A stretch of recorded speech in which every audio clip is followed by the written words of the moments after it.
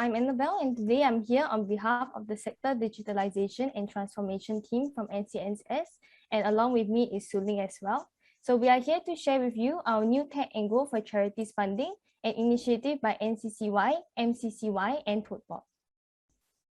So to begin, Tech and Go is intended to serve as a one-stop hub for social service agencies and now charities like yourself to tackle the two T's in digitalization, technology and talent. Through Tech and Go, we hope to support organizations through digital transformation by targeting these two areas, which I'll be sharing more in this presentation. So how exactly can organizations transform digitally? Well, to answer this, I'd like to highlight the 5 focus areas identified in the Industry Digital Plan for Social Services that we launched this year. For this, even though it's for social services, we are also bringing this up as we do think that charities and social services agencies alike can benefit from these areas as we target talent and technology in these as well. So the first area that we're looking at is secure and integrated solutions and infrastructure, which is to implement such systems that are able to integrate and have data flow from one system to another so that we can perform more efficiently. And at the same time, also ensuring that we have cybersecurity solutions in place to protect all this data that you are putting into such systems. Secondly, we look at enhanced service user experience, so adopting certain technology and IT solutions to improve service delivery, especially to your beneficiaries, your audiences, and your participants. Thirdly, we can also look at having connected community and partnerships. So this is by engaging various stakeholders within your community, such as your volunteers, your donors, or your audiences, while also collaborating with other ecosystem partners, such as similar charities to yourself, to collaborate, co-create, and learn from one another on what are some digital initiatives that we can tap on. Fourth, data proficiency, using IT solutions to provide data and analytics, and then using this data and analytics to make more informed decisions.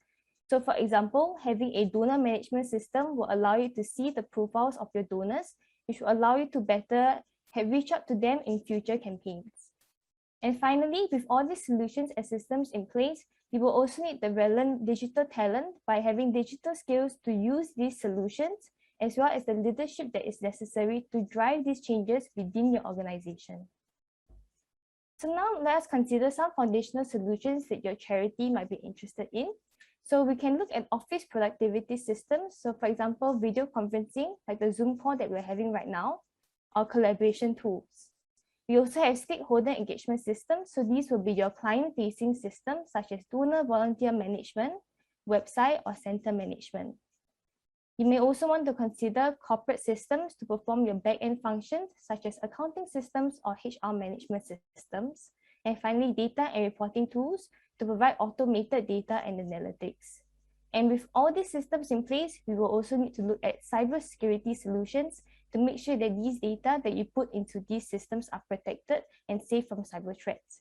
So you can consider solutions such as firewalls, antivirus solutions, and VPN.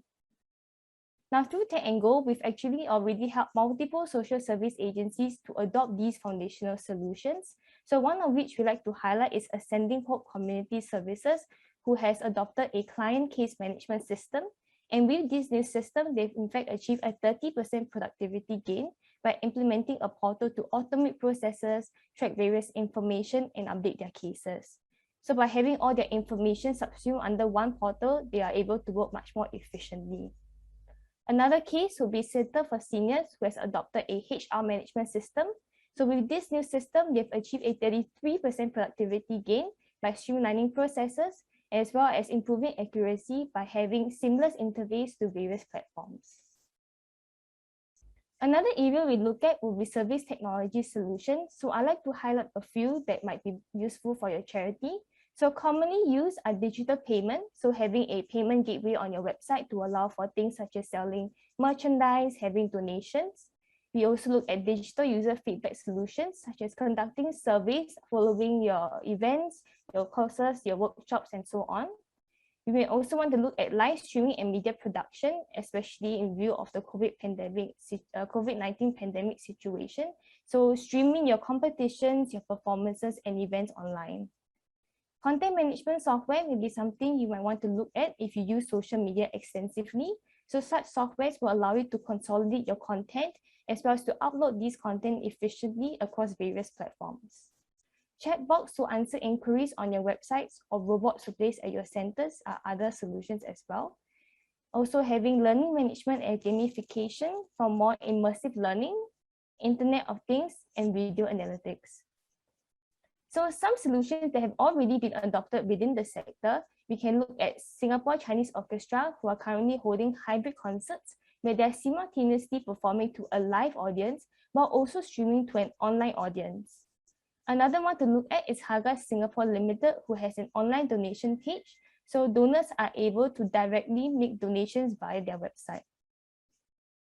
So now we've come to the meat of our presentation, which is to introduce to you our tech angle for charities and what's in it for charities like you. So we are offering funding for IT solutions, consultancy services, workshops, as well as capability building to develop digital knowledge and skills. So for some of you, you might have already heard about VCF ICT or even tapped onto VCF ICT. So what is new in our tech angle for charities is that we are offering tech subsidies for the adoption of large-scale or customized IT solutions supported at 80% and capped at the maximum funding amount of $300,000. We will also be offering two kinds of consultancy and advisory. So we have technical advisory, where our pre-appointed consultants will come in and provide recommendations and comparisons of 3 solutions. So for example, if you're looking at a volunteer management system, the pre-appointed consultant will come in to see what are your current solutions, what are your gaps, as well as what are your tech needs, and from there compare and recommend to you 3 solutions. We will also be offering 2 consultancy services, so namely digital implementation consultancy, as well as digital strategy planning.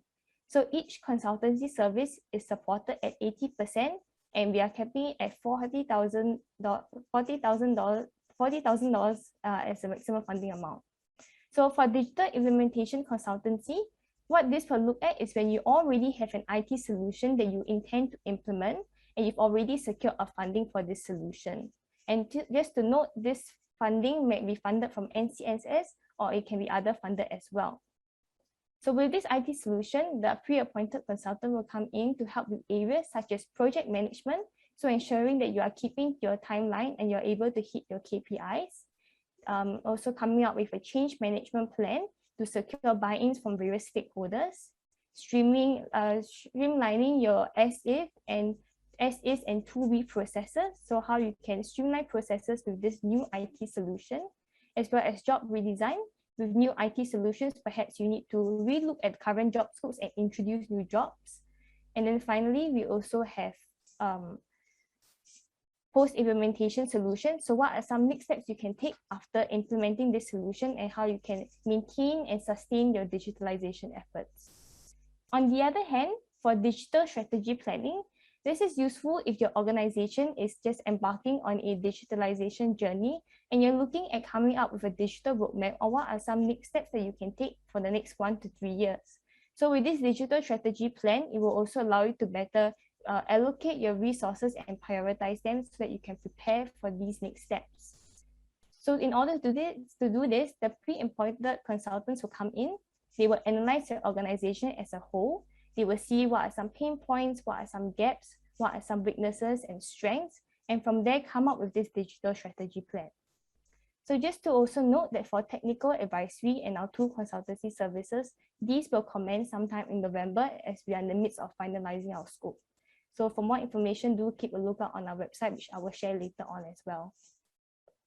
So now I'd like to share even more about our tech subsidy and what you can expect to be supported. So as I mentioned, we are supporting large-scale and customized IT solutions, and we do have 2 KPIs that you will need to meet. So one of which is that you will have to improve 10% manpower productivity, and this is calculated by the number of man hours you are able to save with this new solution.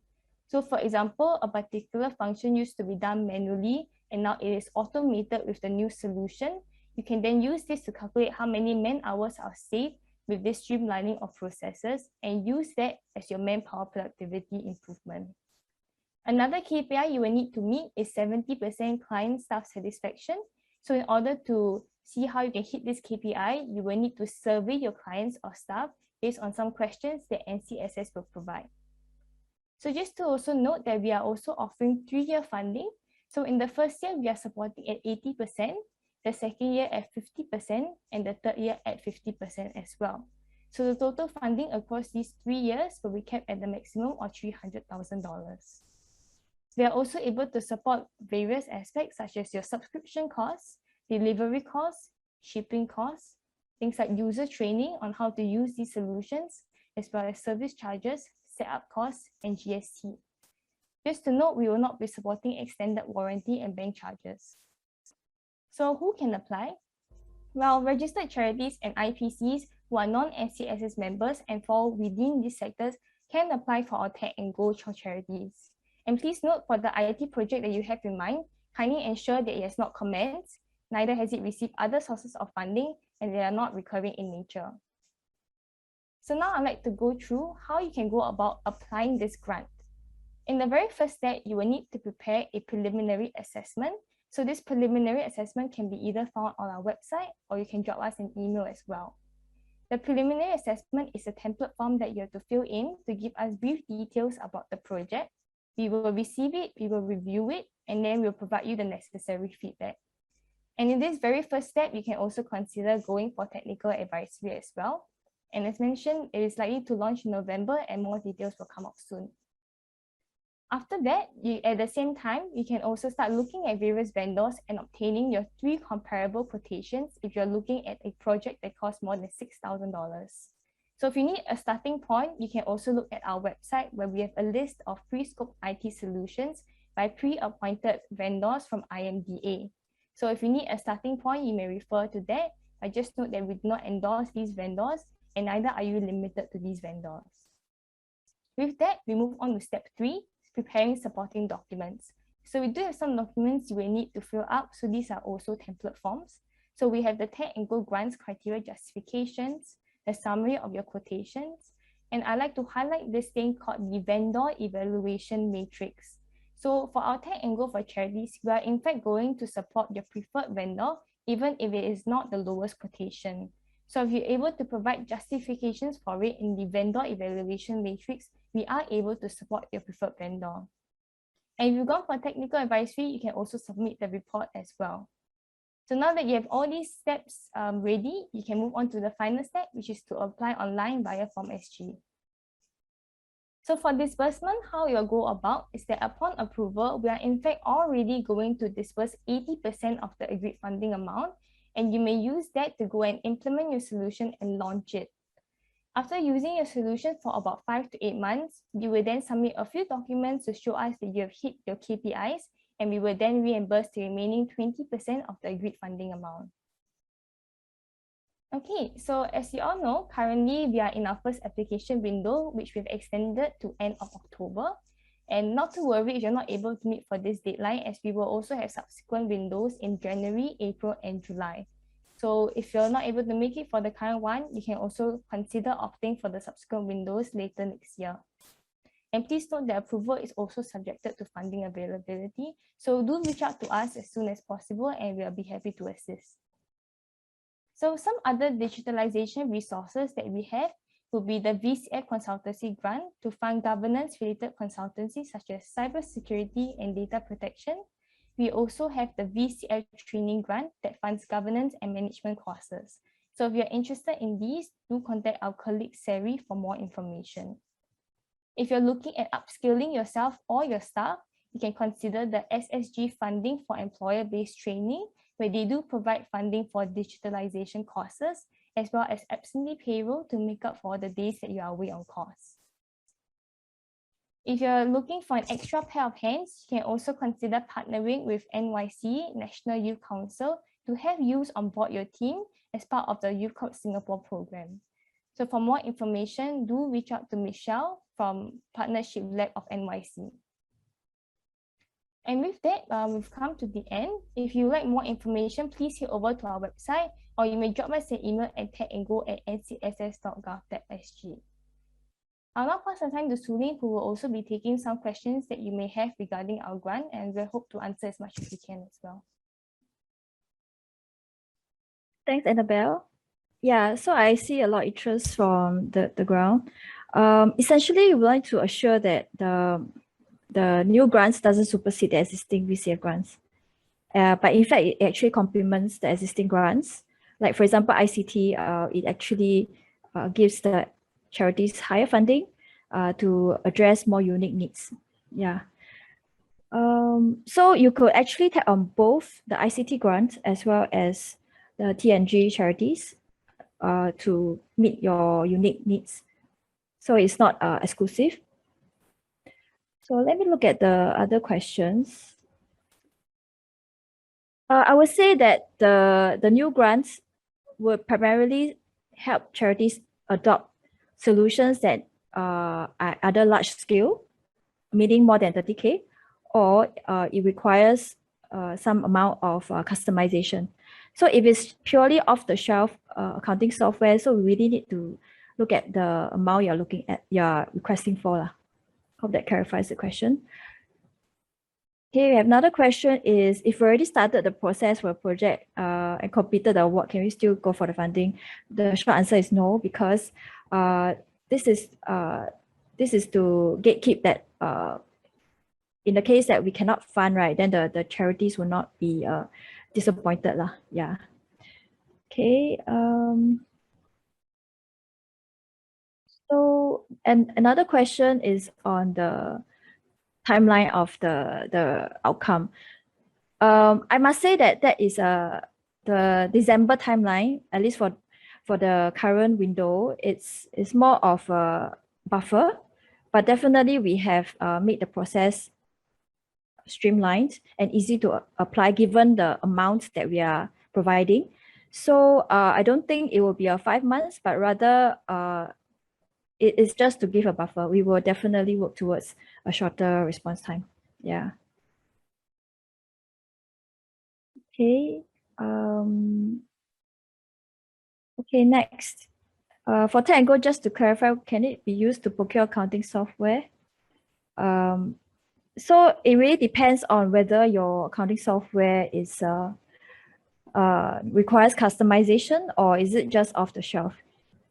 So if it's really off the shelf, then you can tap on ICT grants that can also support for 3 years. Yeah, for your software. But otherwise, if you require integration and customization, or it is of amount more than 30K, then you could tap on the Tango. So the maximum funding per year, it's not per year, it's one time. As in per charity can only take up to 300K.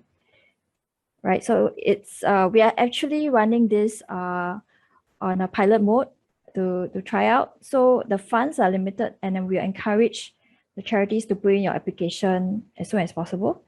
Yeah. And if I may just share a bit about the consultancy, and many charities that are smaller in size may struggle with the know-how of digitalization. So we do look out for our sharing on the consultants that we have appointed sometime around in November. Yeah, we'll be sharing more details later on. Yep. And then, okay, then there are more questions about whether can it be used to fund replacement system or higher functionality. So I think it's at this stage we are at the beginning, so we are open that the charities can frame the problem statement clearly that this adoption, be it enhancement or replacement, can actually improve the productivity and or staff client satisfaction. Then we could consider, right? As Annabelle mentioned in the earlier slides that there are some criteria that need to satisfy, yeah, and the KPIs. So we do look out for those in our assessment. Okay, okay, as for those that you have already started using, right, that's like Zoom and software, etc., you could actually tap on ICT grant. And if you have already started using, I think it's about whether you have already exhausted ICT grants. If you have exhausted, then we can't fund you. But if you haven't and you haven't tapped on it for Zoom, etc., we could consider whether you need support for the renewal Yeah, so for that, you could actually apply for ICT grants. Okay. Maybe just to clarify, a common question that we receive in our day-to-day is that can NCSS members tap on the tap and go for charities? So the short answer is no, because the NCSS members already have tap and go for SSAs to tap on. So this tap and go for charities is really to provide equivalent support for the charities that are not NCSS members. And of course, I'll take this opportunity to thank to board and MCCY to give NCSS this opportunity to provide the service to the charities. Yep. One final question, is the tap and go not available for art sector? Not. So I think I've answered one of the question about whether it is open to NCSS members or not. So this, maybe I reiterate, is that the tap and go for charities is only open to charities that are not NCSS members and fall in the various charitable sectors that Annabelle had shared earlier slide. Just a quick run off is the community, sports, arts and heritage, education, health, and others. Yeah, hope that I clarify the question. Yeah. Okay.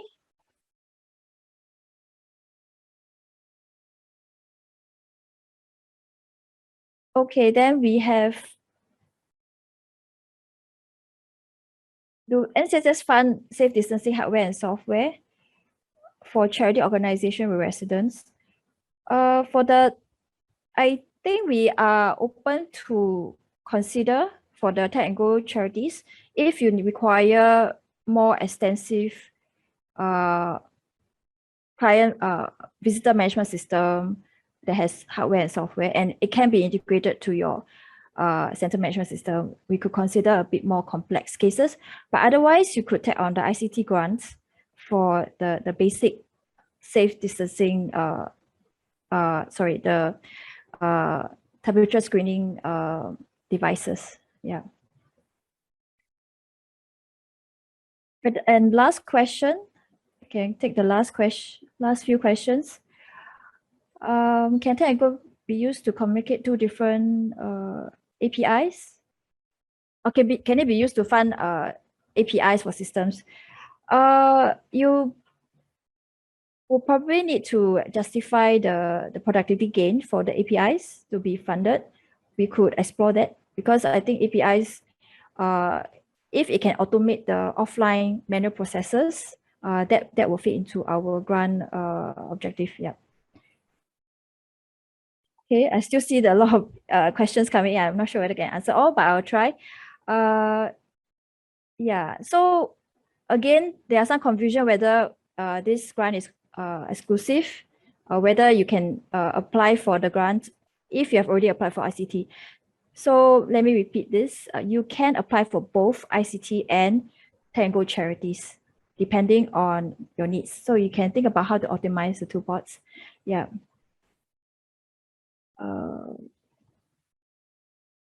So I think there are some inquiries about what can we fund. The list that Annabelle put up is non-exhaustive. There's a long list. We can't put up all. But essentially, so long as you can justify the improvement in productivity and client and staff satisfaction, we will be open to consider. Yep. Okay, so I think that's about it. Yeah, no more questions already? If not, please reach out to us. Maybe Annabelle can flash the last slide on the how to reach out to us.